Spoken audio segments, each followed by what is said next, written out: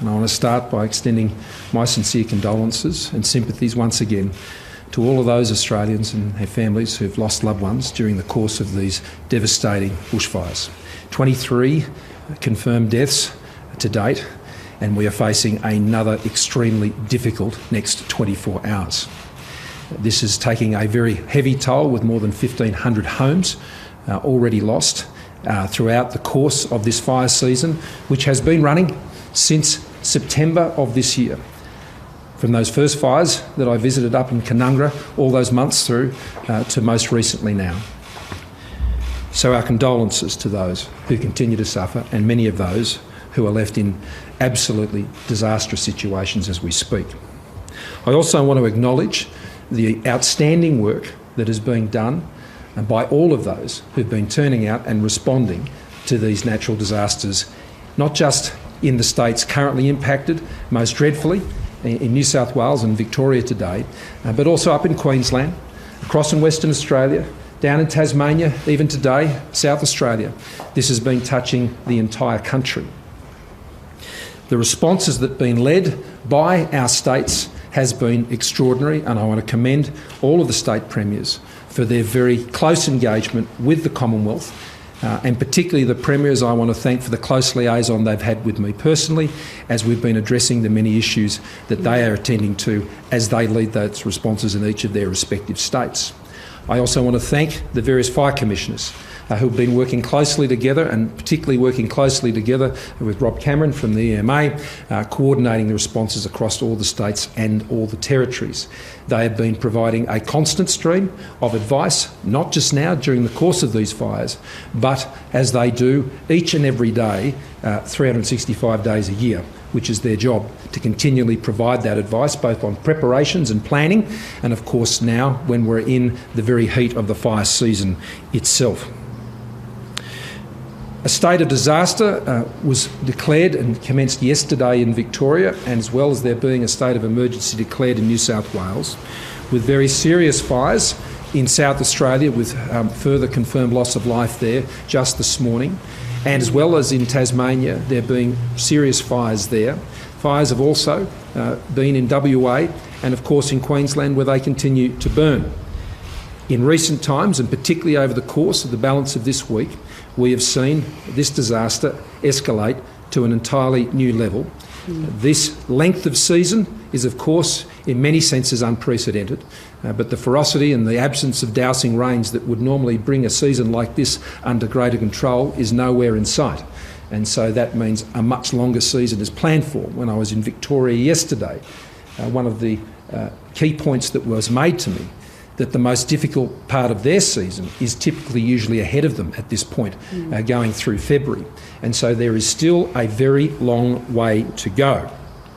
As a result of the lengthy nature of this season and the longer way to go, and the comprehensive application of these disasters in so many states, we have traditionally always acted on the posture of respond to requests in relation to the Commonwealth's action. And that is what we've been doing throughout the course of many months now. Whether it's been the work that the Australian Defence Forces were doing in Canungra all of those months ago, through to most recently, the reactions we've had to income support, income loss payments that were made at the request of the New South Wales Government, and the many other requests for assistance with road clearing, or indeed the response that was made with the evacuation yesterday afternoon. We have been responding in relation to the requests that have been made by those state and territory governments. We now must move our posture as a Commonwealth, as we've agreed at the National Security Committee this morning, from a posture of respond to request to move forward and to integrate with the local response. This has been the very clear message that I have received on the many fire grounds and the many affected communities that I've visited now over some months, but I particularly must say over the last couple of weeks. The scale of the fires is stretching resources on the ground, and there are clearly communities that need additional help.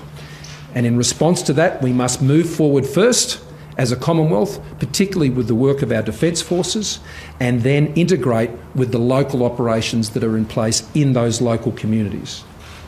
And so today we are making a number of announcements in terms of what we will be doing to move into that move forward posturing. First of all, just around half an hour ago, the Governor-General signed off on the call-out of the Australian Defence Force Reserve to surge and bring every possible capability to bear by deploying Army Reserve brigades to fire-affected communities across Australia.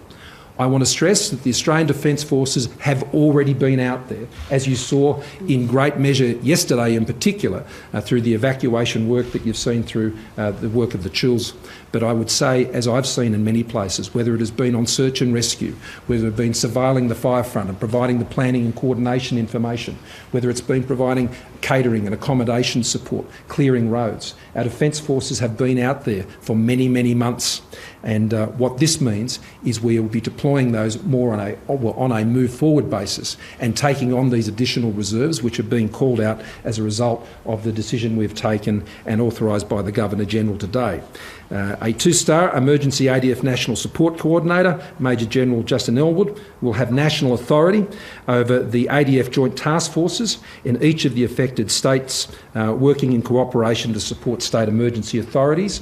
We already have two such task forces established in New South Wales and in Victoria. A third will be stood up for South Australia, but particularly focusing on Kangaroo Island at present, as well as to support what is occurring in Tasmania. And if further are needed, then further will be established based on what we believe to be the requirement on a move-forward basis in other states.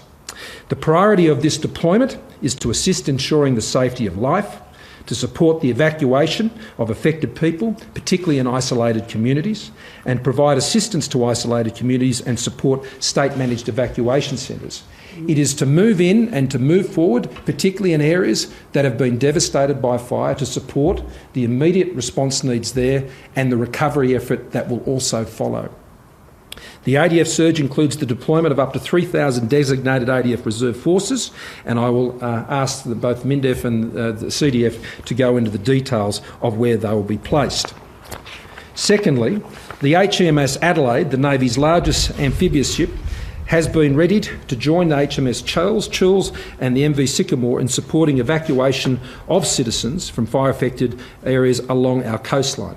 The HMS Adelaide will sail from Sydney this afternoon, and I initiated that process earlier this week at the same time that we initiated the process with the Chills to do what they did so successfully yesterday.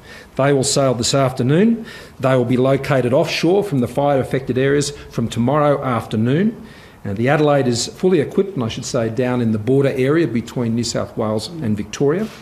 The Adelaide is fully equipped for disaster relief and humanitarian aid and is able to operate all ADF helicopters, 400 crew including medical staff, as well as 300 tonnes which have been loaded up in recent days of emergency relief supplies. And the government has also ordered relevant ADF airlift and reconnaissance capacity to pre-position at the RAF East Sail Base, which will remain the central hub for defence response in the southern areas. From tomorrow, an additional 3 Chinook helicopters from Townsville will be deployed over the coming week to support a range of resupply, evacuation and transport tasks across the breadth of the affected areas. An additional C-17 Globemaster, 2 C-130 Hercules and 3 C-27 Spartans will also be pre-positioned to East Sail. And for people in short-term evacuation distress, Defence Force bases from Brisbane to Adelaide will provide temporary transit accommodation and support arrangements. The third area that was considered by the ADF today and by the NSC this morning was that following a request from the Australasian Fire and Emergency Service Authorities Council, which was made to us at 8 p.m. last evening, for 1 additional water bombing aircraft, today we have committed up to $20 million to lease 4 extra planes to fulfil that request and to meet any anticipated future requests. That will include 2 long-range fixed-wings DC-10s with 36,000 litres capacity and 2 medium-range fixed-wings large air tankers with an 11,000 litre capacity. The Commonwealth will fully fund the leasing costs, with operational costs to be shared with state and territories as usual as they seek to use those assets. They've asked for 1, we've given them 4. The government has already processed, I'd note, some 20,600 claims for assistance this bushfire season and delivered nearly $25 million in Australian government disaster recovery payment and disaster recovery allowances, as well as deployed mobile service centres and extended Centrelink phone hours, including opening them this weekend. But as with the floods and the drought, we can and will ensure communities and businesses have the help they need. I'll be making further announcements. The government will be standing up a national recovery agency along the lines of what we've already established for drought and for the response to the North Queensland floods, and I'll have more to say about that in the next few days about those arrangements. But today it is about ensuring we deal with the urgent crisis that is existing across firegrounds in 4 states in particular, to ensure that we're giving everything that is needed on the ground without being asked. We'll be turning up and we'll be integrating, particularly through the amazing work of our Defence Forces coming under an integrated command, which will be based here out of Jock, as it has been now for some time for their other operations. I want to end again by thanking the state premiers for their close cooperation and their support. I know where their focus is. My focus is in the same place.